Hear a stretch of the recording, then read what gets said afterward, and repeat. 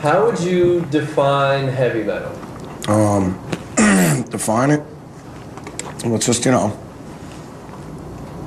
don't know. That's such an open-ended question. Ooh. That's a tough one. Go on, another question. I don't know, actually. It's always been an extraordinarily difficult thing to try and talk about because you have to hear it, you have to experience it. We are the lost generation, people who don't necessarily fit in. It's a lot of white boy angst. Metal is all about stirring up the pot. It was just about I want to fight you. It's like having a 5 foot. Yeah! You feel the sound. It hits you right here. It's that anarchy. It's that stuff that makes your parents wet themselves when they're thinking about what their kids may or may not be doing.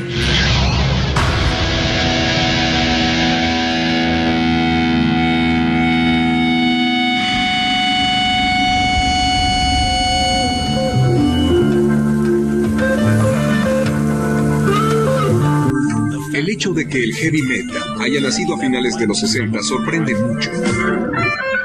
En ese tiempo la música pop hablaba de paz y amor, pero aquellos que se interesaron en ver más allá de la superficie descubrieron que no todas las ciudades eran como San Francisco. Otros lugares tenían una historia más oscura que contar.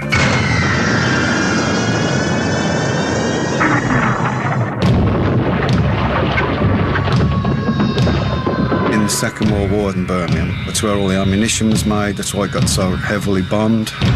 So there's a lot of bricks all over the place and bombed out buildings, all that kind of stuff. If you look at the times, it was all love and peace and bells and free love, and that wasn't the case for industrial, stenchy town of Birmingham. It's very rough, really, very industrial sort of town. There's heavy industry of all descriptions in and around Birmingham. That's why it's called the Black Country. Coal mines and the smoke. As kids growing up, that was embedded in your mentality. I remember as a kid being in class, and next door to the school was one of these big metal foundries, and you'd be in class trying to study, and you could actually hear the metal hammers and the compressors banging and spitting forth metal and all this smoke, and it was drifting into the classroom, and your books on the desk would be bouncing. You could actually physically feel it. So I sometimes think that's the culprit, I actually breathed that metal into my lungs, it got into my blood. Algunos dicen que el heavy metal se percibe desde el sonido distorsionado de las guitarras de Kings o Jimi Hendrix, o en la épica y nagada vida de Iron Butterfly. Pero el verdadero metal nació en el infierno industrial de Birmingham en un día común de 1968, que se trastornó asquerosamente para mal. I worked in a factory doing welding and stuff. It's really peculiar because I was going to leave the job that day. I just joined a band and we were going to tour Germany and whatever else. So it was my last day, if you like, and there was nothing for me to do. They said, well, the person that cuts the sheet metal wasn't in that day, and so they said, well, you cut it because you can't, otherwise you've got nothing to do. So they put me on this sheet metal machine that comes down and chops and bends metal. Of course, I had not a clue about it, I'd never worked on it before. And I got my hand in, it just went straight down. And of course, as I pulled my hand back, I took the two ends off. So after that happened, of course, that blew everything. I was just devastated. I thought I'd never... I went into such a deep depression.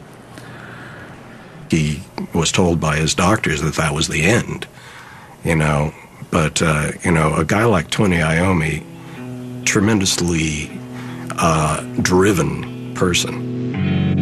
And you weren't going to leave a guy like that behind. He invented his own prosthesis.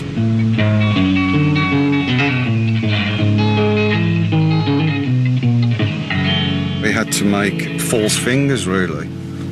And he made them out of old plastic bottle tops that he'd melt onto his fingers and then put some leather over the top for the grip.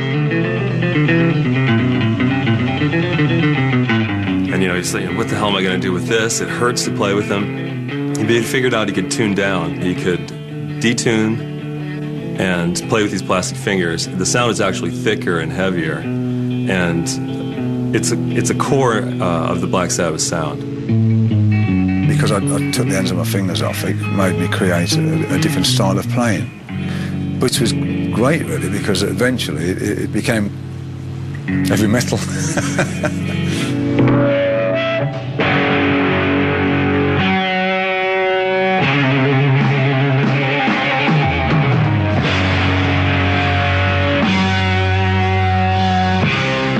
The big thing for Tony Iommi was the discovery of the Devil's Third. Dun, dun, dun. That very close movement in the music was literally banned in medieval times because they thought, this is a fact, they thought that it conjured the devil.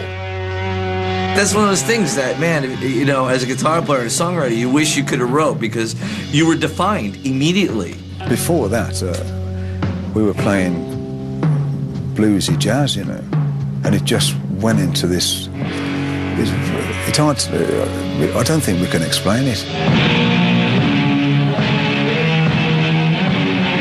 A la banda que se conocía originalmente como Air, se unió el cantante Ozzy Osbourne, un carnicero bipolar. I've always been a very rebellious type of a person from the age of whatever. My father said to me before he died that he always expected me to be in prison all my life, because I just wouldn't conform to the system.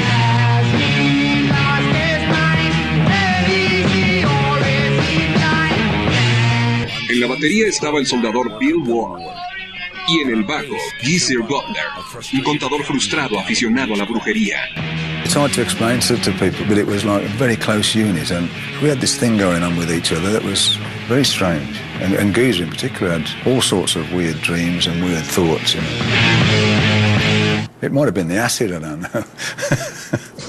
At the time I was seriously into cult stuff and black magic and all that kind of thing.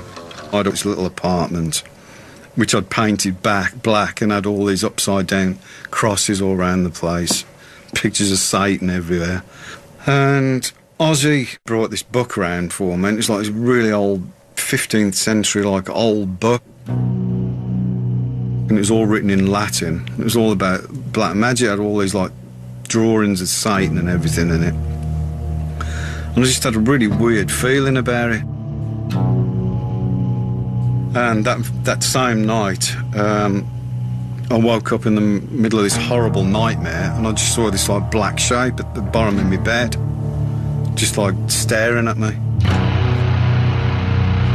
It was like a black, malevolent thing. It's a horrible feeling of it, and I just totally freaked out.